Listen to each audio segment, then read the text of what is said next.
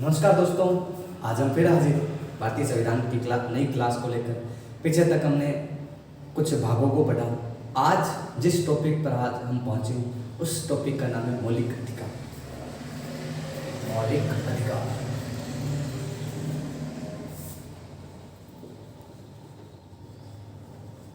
मौलिक अधिकार। ठीक है, आज मौलिक अधिकार पर पहुंचे। क्या है मौलिक अधिकार, कैसे, कितने मौलिक अधिकार हैं, सब बातें करें। सबसे पहले आपको पता होना चाहिए कि ये मौलिक अधिकार भारतीय संविधान में कहाँ से ली गई। तो ये मौलिक अधिकार की अवधारणा अमेरिका से ली गई थी। ठीक है, अमेरिका से अवधारणा ली गई। साथ ही इसकी जो भाग 3 है, ये मौलिक अधिकार भाग 3 में उल्लिखित है। भाग 3 को भारतीय संविधान का मैग्ना कार्टा भी कहा जाता है। मैग्ना, आप पूछोगे आप मैग्ना कार्टा क्या? मैग्ना कार्टा 1215 ईस्वी में ब्रिटेन के राजा ने, इंग्लैंड के राजा ने इंग्लैंड की जनता को कुछ अधिकार दिए थे। ठीक है, तो अधिकार दिए, उस अधिकारों को अंग्रेजी जनता ने उस अधिकारों को मैग्ना कार्टा कहा। इसीलिए हमारे भारतीय संविधान में भाग 3 में जो मौलिक अधिकार है वो भारतीय जनता को कुछ अधिकार देते हैं। इसीलिए भाग 3 को भारतीय संविधान का मैग्ना कार्टा कहा जाता है। ठीक है, लिखने लिखता है पहले उल्लेख कहाँ मिलता है? तो उल्लेख मिलता है भाग 3 में। और अनुच्छेद कौन से? तो आर्टिकल या अनुच्छेद है 12 से 35 तक। ठीक है, फिर आप लिखोगे नोट लगा के कि ये अवधारणा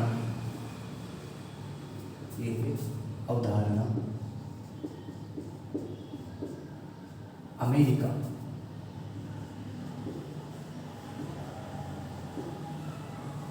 से ली गई। ठीक है, यह अवधारणा अमेरिका से ली गई। साथ ही आप लिखोगे कि नोट लगा के लिखोगे कि भाग 3 को भारतीय संविधान का मैग्ना कार्टा, भारतीय संविधान का मैग्ना कार्टा कहा जाता है। भारतीय संविधान का मैग्ना कार्टा कहा जाता है। अब मैग्ना कार्टा क्या है?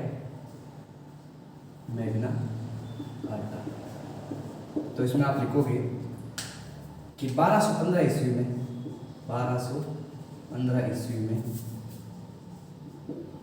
इंग्लैंड के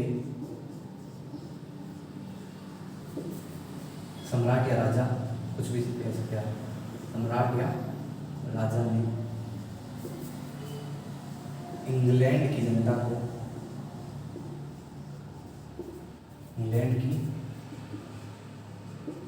जनता को कुछ अधिकार दिए, जिसे वहां की जनता ने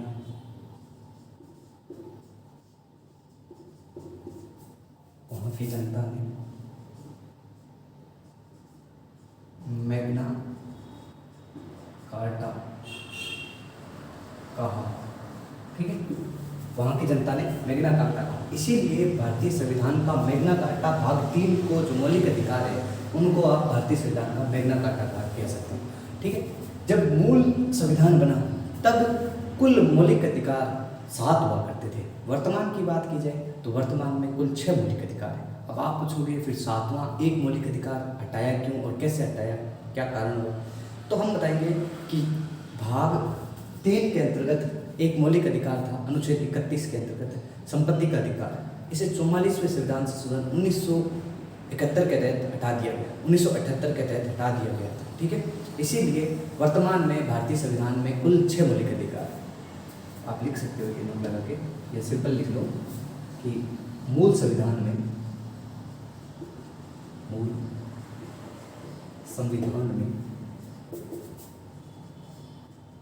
कुल 7 मौलिक अधिकार थे। साथ ही लिखोगे वर्तमान में कुल 6 मौलिक अधिकार, 6 मौलिक अधिकार। ठीक है, इतना आप लिख लीजिए।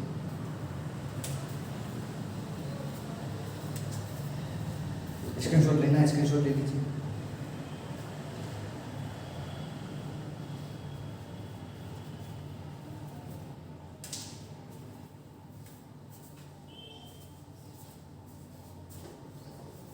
लिख लिया होगा। अब वो बात जो हटाया गया अनुच्छेद 31 उसके तहत संपत्ति का अधिकार, उसे हटा, उसको लिख लेते हैं।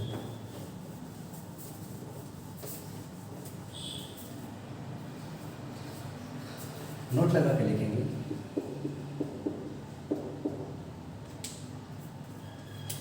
चौवालीसवें संविधान संशोधन, 44वें संविधान संशोधन 1978 के तहत संपत्ति का अधिकार, संपत्ति का अधिकार बैकग्राउंड लिख सकते हैं आर्टिकल 31। ठीक है, संपत्ति का अधिकार को हटा दिया गया। फिर इस संपत्ति के अधिकार को, इस संपत्ति के अधिकार को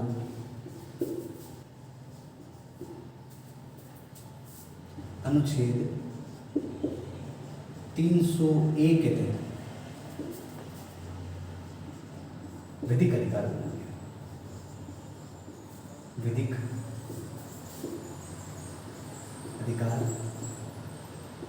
बना दिया गया। ठीक है, वर्तमान में संपत्ति का अधिकार मौलिक अधिकार नहीं है। वर्तमान में जो संपत्ति का अधिकार है वो 301 के तहत विधिक अधिकार बनाती है। ठीक है, अब जिस अनुच्छेद की ओर बढ़ रहे हैं, हमने पढ़ा कि मौलिक अधिकारों का उल्लेख कहाँ से कहाँ मिलता है, तो हमने पढ़ा कि अनुच्छेद 12 से 35 तक इसका उल्लेख, 35 तक इसका उल्लेख। अब जिस अनुच्छेद की ओर बढ़ रहे हैं उस अनुच्छेद का नाम है आर्टिकल, या अनुच्छेद की बात है आर्टिकल 13, 12। पहले 12 पढ़ेंगे। 12 क्या? 12 अनुच्छेद 12 के अंतर्गत राज्य शब्द को परिभाषित किया गया। अब आप पूछोगे राज्य, राज्य का मतलब राजस्थान, उत्तर प्रदेश, मध्य प्रदेश या गुजरात या जम्मू कश्मीर, हिमाचल प्रदेश, पंजाब, ये आएंगे? तो नहीं, राज्य के अंतर्गत वे सभी संस्थाएं आती हैं जो सरकार द्वारा स्थापित होती है, सरकार द्वारा स्थापित होती है। चाहे आपकी संसद है, चाहे स्थानीय निकाय है, चाहे विधानमंडल है, चाहे कोई भी संस्थाएं हैं, चाहे आपने एक छोटी भी दुकान भी की है ना और आपने उसकी रजिस्ट्री करवाई है तो वो भी राज्य शब्द के अंतर्गत आएगी। चाहे आपकी प्राइवेट स्कूल है, चाहे आपकी कॉलेजेस है, वो सभी संस्थाएं जो सरकार द्वारा स्थापित की जाती है वो सब अनुच्छेद 12 के तहत राज्य शब्द के अंतर्गत आती है। ठीक है, इसमें लिखेंगे कि इसके अंतर्गत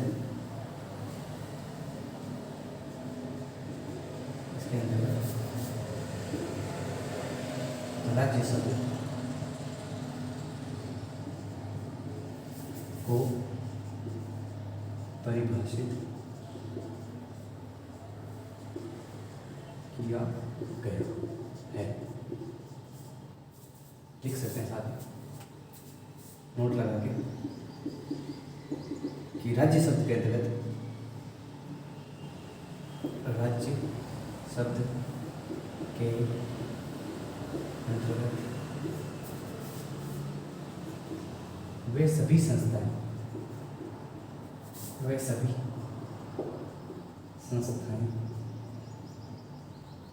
आती है जो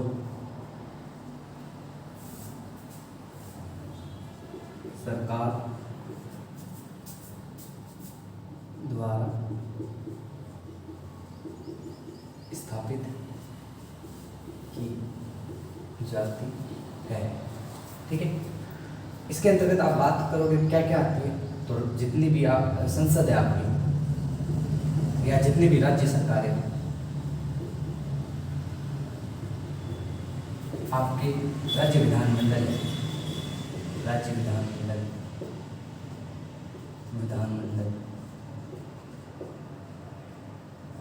आपके सरकारी स्कूल है, आपके कॉलेजेस, ये सारे राज्य शब्द के अंतर्गत आते हैं। ठीक है, तो आप 12 के अंतर्गत, इसके अंतर्गत राज्य शब्द को परिभाषित किया गया। राज्य शब्द के अंतर्गत वे सभी संस्थाएं आती हैं जो सरकार द्वारा स्थापित की जाती है, चाहे आपकी संसद है, चाहे राज्य विधानमंडल है, चाहे आपकी राज्य सरकार है, ये सभी किसके अंतर्गत आएंगी, राज्य शब्द के अंतर्गत आएंगी, जिसका उल्लेख हमें अनुच्छेद 12 में मिलता है। ठीक है, स्क्रीनशॉट ले लीजिए।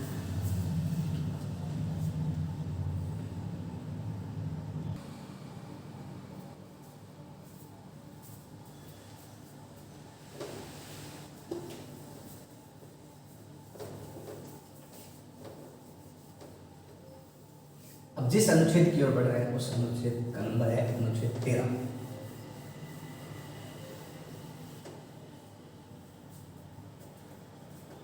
जिस अनुच्छेद की ओर हम बढ़ने जा रहे हैं उस अनुच्छेद का नंबर है 13। लेकिन अनुच्छेद 13,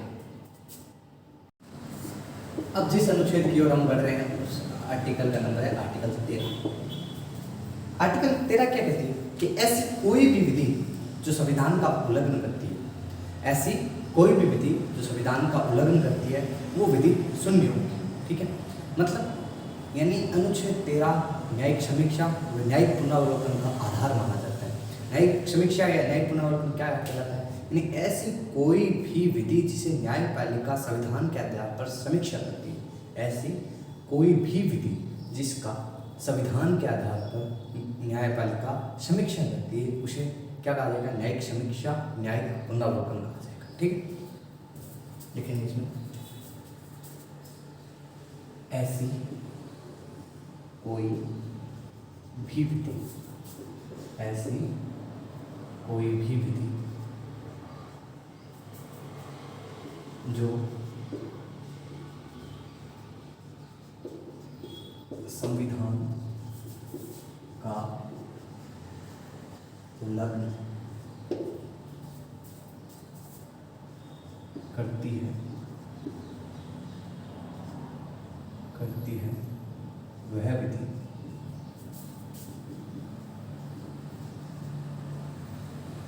शून्य होगी।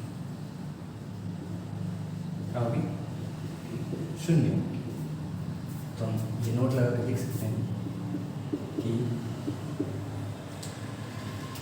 अनुच्छेद 13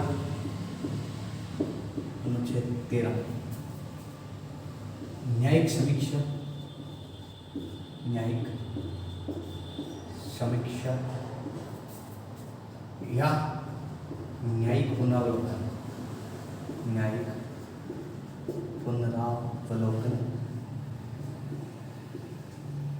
न्यायिक पुनरावलोकन का आधार है। ठीक है, अनुच्छेद 13 न्यायिक समीक्षा व न्यायिक पुनरावलोकन का आधार है। अब हम देखेंगे न्यायिक समीक्षा या न्यायिक पुनरावलोकन है क्या। ठीक है, इसमें लिखेंगे कि वे विधि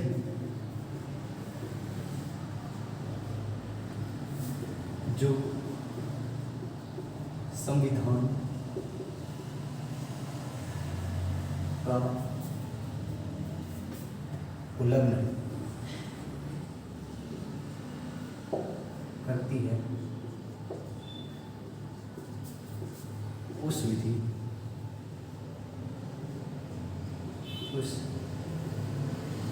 को न्यायपालिका उस विधि का न्यायपालिका समीक्षा का काम करती है।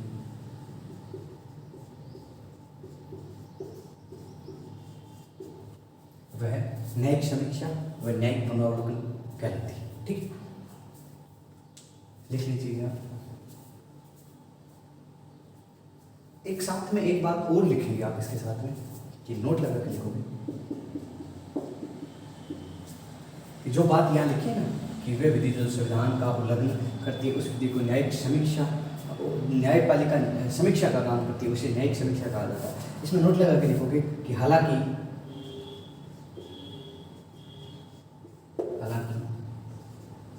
इस प्रकार की विधि का उल्लेख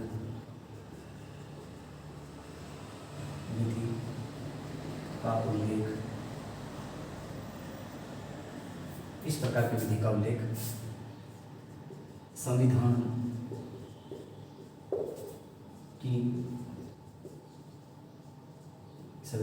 के किसी भी अनुच्छेद में उल्लेख नहीं किया गया है। ठीक है, अब आप स्क्रीनशॉट ले लीजिए।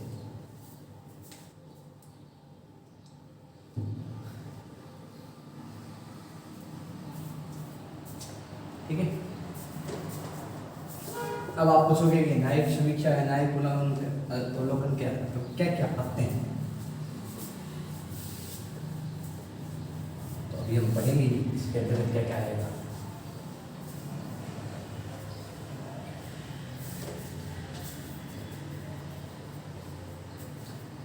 यानी जो बात की न्यायिक समीक्षा, इसके अंतर्गत क्या क्या आता है, यानी विधि शब्द के अंतर्गत संसद या विधानमंडल के द्वारा बनाया गया कोई भी कानून, कोई भी आदेश है, कोई भी अधिसूचना है, कोई भी परिपत्र है, कोई भी नियम है, कोई भी विनियम है, या कोई भी अध्यादेश है, वो विधि शब्द के अंतर्गत आएंगे।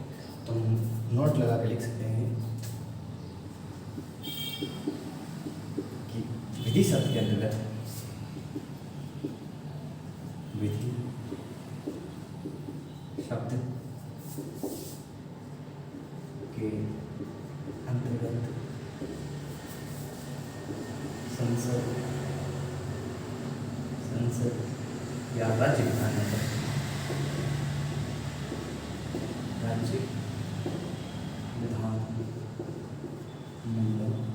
संसद या राज्य विधानमंडल के अंतर्गत कोई भी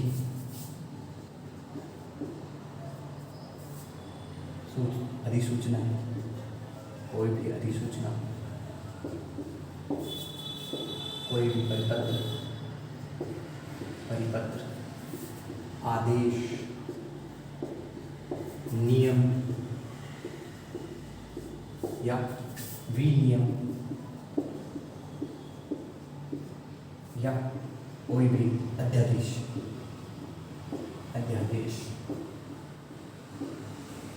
विधि शब्द के अंतर्गत आते हैं। विधि शब्द के अंतर्गत आते हैं। ठीक है, यानी विधि शब्द के अंतर्गत क्या क्या आएंगे कि राज्य की जो विधानसभा, आपकी विधानमंडल है, विधान परिषद या विधानसभा दोनों मिलकर कोई भी अधिसूचना या संसद कोई भी अधिसूचना, परिपत्र, आदेश, नियम या विनियम जारी करते हैं या कोई अध्यादेश आता है तो विधि शब्द के अंतर्गत आएगा। ठीक है, अब एक संविधान संशोधन हुआ, 24वां संविधान संशोधन। 24वां संविधान संशोधन के तहत 1971 में हुआ। इसके तहत क्या किया गया कि कोई भी संविधान संशोधन है, कोई भी संविधान संशोधन है, उसे कभी भी न्यायालय में चुनौती नहीं दी जा सकती। यानी उस संविधान संशोधन को इधर से बाहर कर दिया, किधर से, विधि शब्द के अंतर्गत से बाहर कर दिया। तो हम ये नोट लगा के लिख सकते हैं कि 24वें संविधान संशोधन 1971, 24वें संविधान संशोधन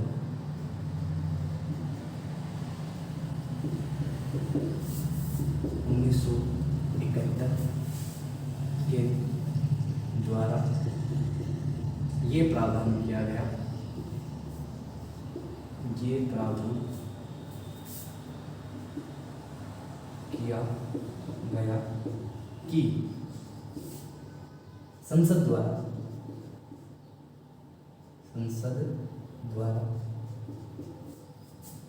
किए गए संविधान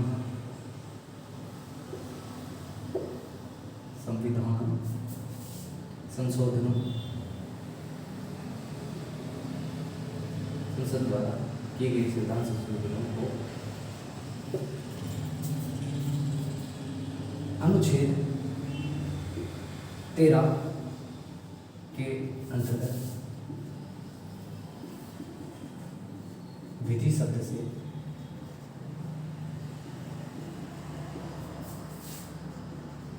बाहर कर दिया गया।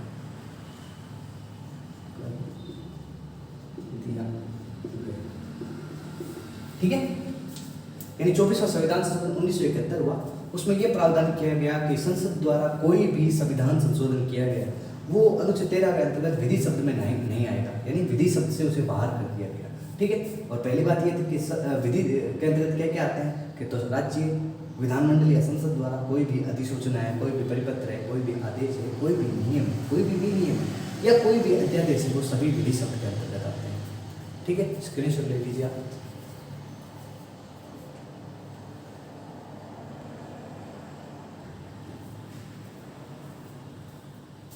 स्क्रीनशॉट ले लिया आपने, फिर मिलेंगे दोस्तों नई क्लास में लेकर। आज हमने जो पढ़े मौलिक अधिकारों के अंतर्गत कितने मौलिक अधिकार हैं, 12 से 35 तक मौलिक अधिकार है।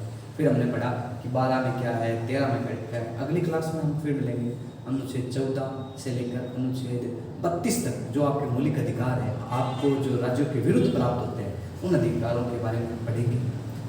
फिर मिलेंगे। ओके दोस्तों, धन्यवाद। निरंतर पढ़ते रहें, पढ़ते रहें।